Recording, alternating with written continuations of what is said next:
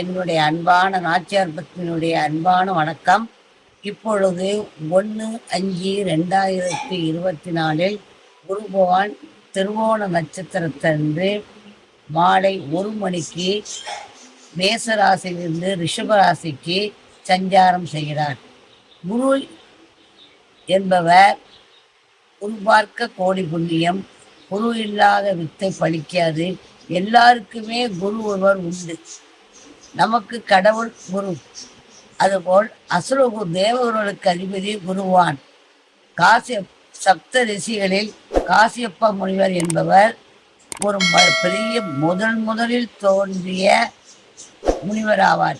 இவருக்கு 13 மனைவிமார்கள். முதல் மனைவிக்கு பிறந்ததுதான் தேவகுரு. 2வது மனைவிக்கு பிறந்தவங்க அசுரகுரு. ஒரே மகானுக்கு தேவகுருவும் அசுரகுருவும் பிறந்திருப்பதால் தேவகுருவிலிருந்து அசுரகுருவிற்கு ரிஷபராசிக்கு செல்வதால் இந்த வருடம் ரிஷபராசி நேயர்களுக்கு நல்ல சுபிட்சமான பவர் உண்டு.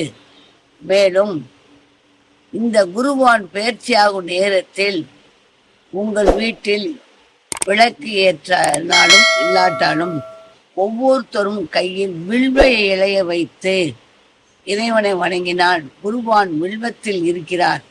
வில்வம் மகாலட்சுமி. எல்லோரும் கையில் வில்வம் வைத்தால் மகாலட்சுமி கடாக்கியம் 12 ராசிகாரர்களுக்கு வரும்.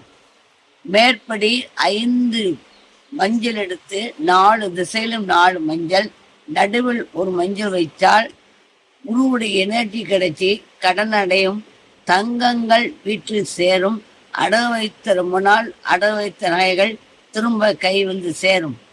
மேலும் கோடிக்கு அதிபதியே குரு பகவான் இந்த 12 ராசிகளிலும் ஸ்திரராசிகாரர்களுக்கு அதிக பலனை கொடுப்பார்.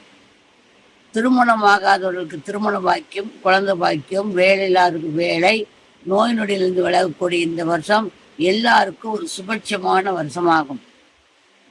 ஆகவே இந்த குருவுக்கு தட்சிணாமூர்த்தி காலையில் இருந்தவுடன் வீட்டில் தட்சிணாமூர்த்தி அல்லது சிவன் படத்தை வைத்து காலையில் கும்பிட்டால், குருப்பெயர் சென்றைக்கு அவர் முகத்தில் முடித்தால் உங்களுக்கு குருவுடைய பவர் கிடைத்து எல்லா விதமான கஷ்டத்திலிருந்து விடுபடுவோம் என்பதை தெளிவாக சொல்கிறேன்.